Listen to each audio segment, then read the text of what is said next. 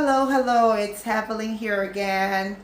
So we're going to continue with the uterine fibroid. In my previous video, I talked about the introduction of uterine fibroid and how that impacts women's health.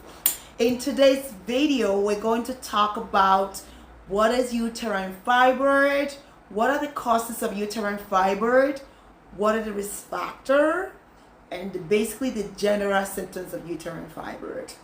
Given that this video is going to be in series, if time permit me, I will talk about the different types of uterine fibroid and their location. What are uterine fibroid?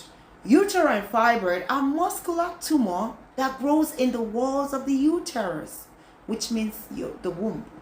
They are the most common type of benign tumor that is located in the uterus. And because they are benign, it means they are non-cancerous. They are one of the major sources of morbidity in women. About 20 to 80% of women have fibroid before they get to the age of 50. What are the causes of uterine fibroid? One of them is genetic mutation. It has been said that we have cells called the somatic cells that is located in the uterus. These cells may undergo mutation that may alter the DNA sequence, which will cause the fibroid to grow. Another causes of fibroid is hormones.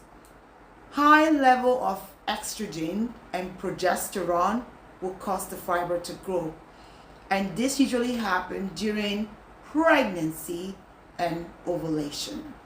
However, women who are undergoing menopause do have low level of estrogen and progesterone, which is why for these women, fibroid tend to shrink and they are no longer getting a menstrual cycle. So for these women, their symptoms will be less, way less. What are the risk factors for developing uterine fibroid? One of them would be race.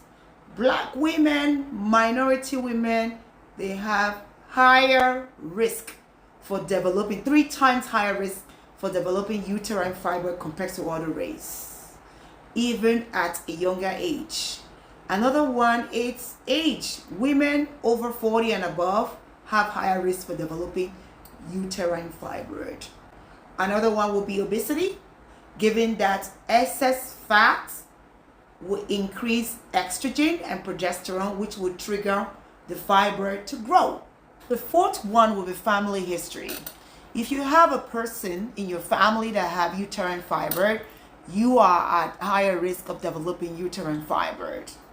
If a mother has fibroid, the chances of the daughter having fibroid will be 3 times higher. So family history is very strong. Another one will be no pregnancy. I guess given that prolonged exposure to estrogen via ovulation over time also trigger uterine fibroid to grow. So another risk factor will be vitamin D. It is being said by research from National Library of Medicine that vitamin D does shrink fibroid. So the reverse is the case. If you lack vitamin D, your fibroid is going to grow. Another risk factor is hypertension. I guess given that too much pressure can also trigger uterine fibroid to grow. The last one is processed food. Red meat can increase the level of estrogen and progesterone, which will cause the fibroid to grow.